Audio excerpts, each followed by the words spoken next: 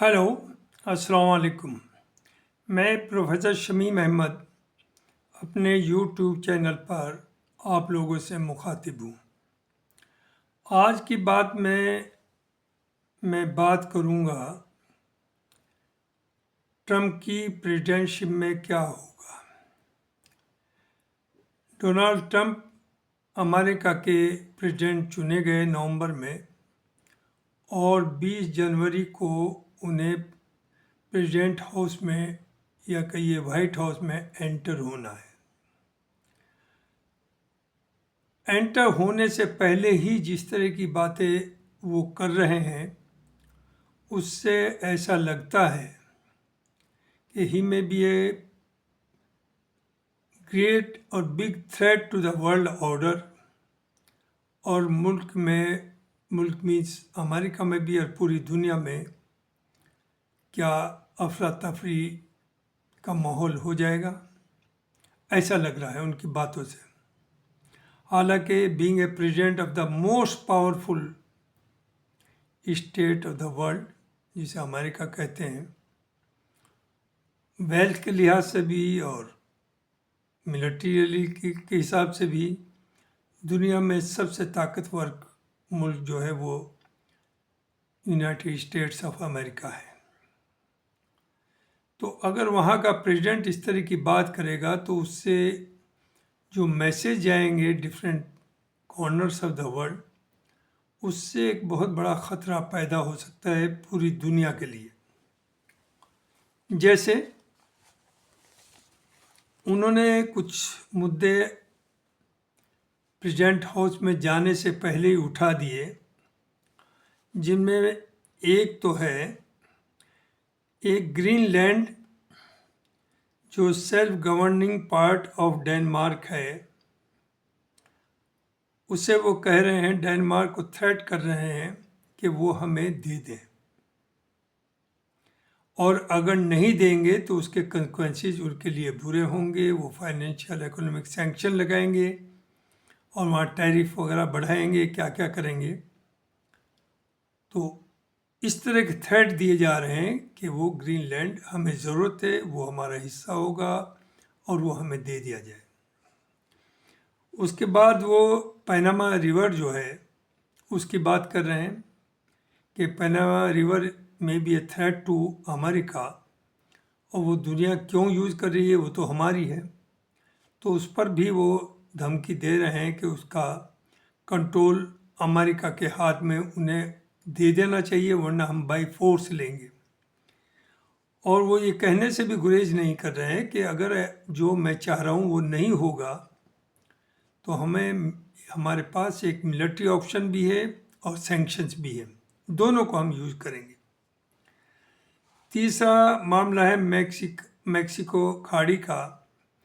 वो कह रहे हैं मैक्सिको खाड़ी का नाम बदलकर हम अब गल्फ ऑफ अमेरिका कर देंगे, यानी वो अमेरिका का गल्फ कहलाएगा। सबसे बड़ा थ्रेट उन्होंने दिया है, जो बराबर में एक सिस्टर स्टेट है, कनाडा।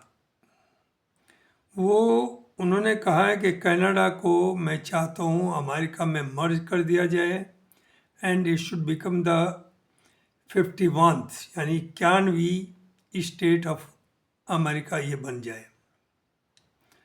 और वहाँ भी उन्होंने वही थ्रेट किया है कि अगर इसे कनाडा वाले नहीं होने देंगे रूलर्स, तो हम उनके ऊपर सैंक्शंस लगाएंगे और अगर ज़रूरत पड़ी तो फोर्स भी यूज़ करेंगे।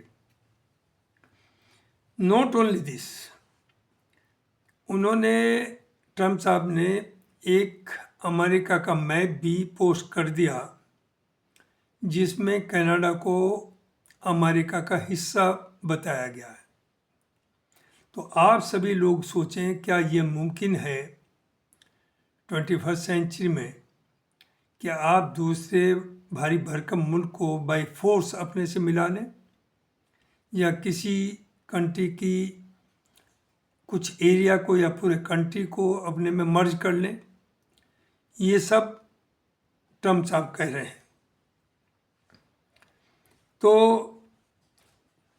उसके बाद उन्होंने एक बात और कही, हमास को थ्रेट किया है कि या तो 20 तारीख जिस दिन वो प्रेसिडेंट ऑफ अमेरिका का चार्ज लेंगे उस तारीख तक, यानी 20 जनवरी तक, जो उनके पास हॉस्टेजेज हैं इजरायलीज उन्हें रिलीज कर दें, वरना पूरा वेस्ट एशिया या ये कहिए मिडिल ईस्ट में वो तबाही मचा देंगे। उसके बाद उन्होंने फिर ये भी कहा है कि जो न्यूक्लियर ईरान की न्यूक्लियर फैसिलिटीज़ हैं उनके ऊपर भी उसे तबाह करना चाहिए, उसे बम्बार्डमेंट उसका कर देना चाहिए। नॉट ओनली दिस, वो नाटो के लिए भी कह रहे हैं कि जो उसका फाइनेंशियल बर्डन है वो लोग उसे शेयर करें, हम अपना हिस्सा कम करेंगे और यहाँ तक कि ज़रूरत हुई तो हम विड्रॉ कर लेंगे। तो उससे आप समझ सकते हैं कि यूरोप में क्या फीलिंग होगी।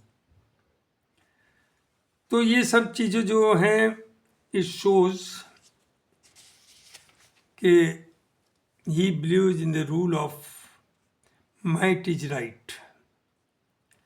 इसके असरात, इमीडिएट असरात पहले तो देख लीजिए कि रशिया जो यूक्रेन में, रशिया यूक्रेन 2 साल से ज़्यादा जंग हो गए और रशिया ने एक बहुत बड़ा हिस्सा यूक्रेन पर कब्ज़ा भी कर लिया है।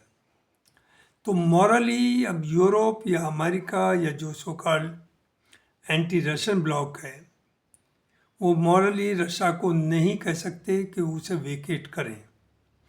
और वैसे तो ट्रम्प साहब कह भी चुके कि सीज फायर मैं करा दूंगा रशिया और यूक्रेन के बीच में, लेकिन शायद जो हिस्सा रशिया ने कब्जा है उसे खाली कराना बहुत आसान नहीं होगा और कुछ देना पड़ेगा।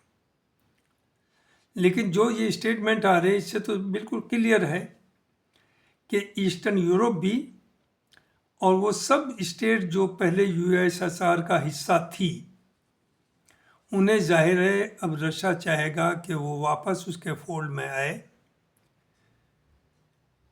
वो किसी भी तरह है, बाई फोर्स आए या जंग से आए या लड़ाई से आए, जो भी हो वो रशिया उसे करेगा। चूँकि जो ट्रम्प की सोच है तो जाहिर है उसी सोच से फिर रशिया अगर काम करता है तो उसे तो वो करना चाहिए और वो करेगा। तो इससे क्या होगा, पूरा यूरोप खतरे में है और पूरा वर्ल्ड डिस्टेबलाइज होगा। उसी तरह से अब आइए चाइना। आप चाइना को बार बार रोकते हैं, ताइवान को आर्म्स देते हैं और कहते हैं कि आप इंटरफेयर न करें। जब आप कनाडा को अपना हिस्सा बनाने के लिए तैयार हैं, बाई फोर्स बनाने के लिए तैयार हैं, सैंक्शन लगाने के लिए तैयार हैं कि वो मर्ज हो आपके साथ, तो ताइवान तो फिर भी एक ट्रीटी है कि भाई ऑटोनोमस गवर्नमेंट रहेगी, लेकिन it is a part of China.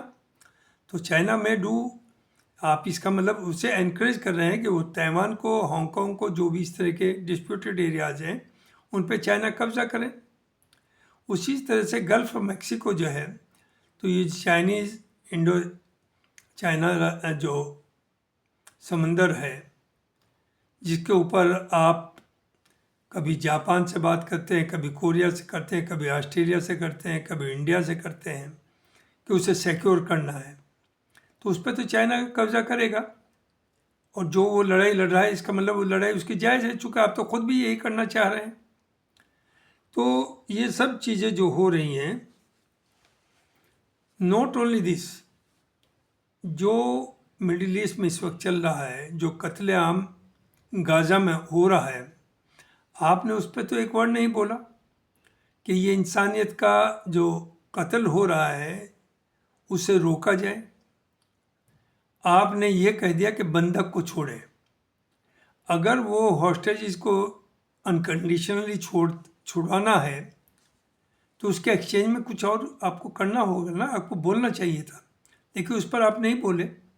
वो चीज़ अलग है कि हो सकता है कुछ अंडरकरंट मामला चल रहे हों, चूँकि सीज फायर की बात भी बार बार बड़ी तेज़ी से अब आ रही है और हो सकता कुछ अंडर हैंड डीलिंग चल रही हो और सीज फायर हो जाए, लेकिन आप बोले तो नहीं। आपने तो सिर्फ ये कहा हॉस्टेज छोड़ें वो 20 तारीख से पहले, बाकी बात आपने कुछ नहीं करी।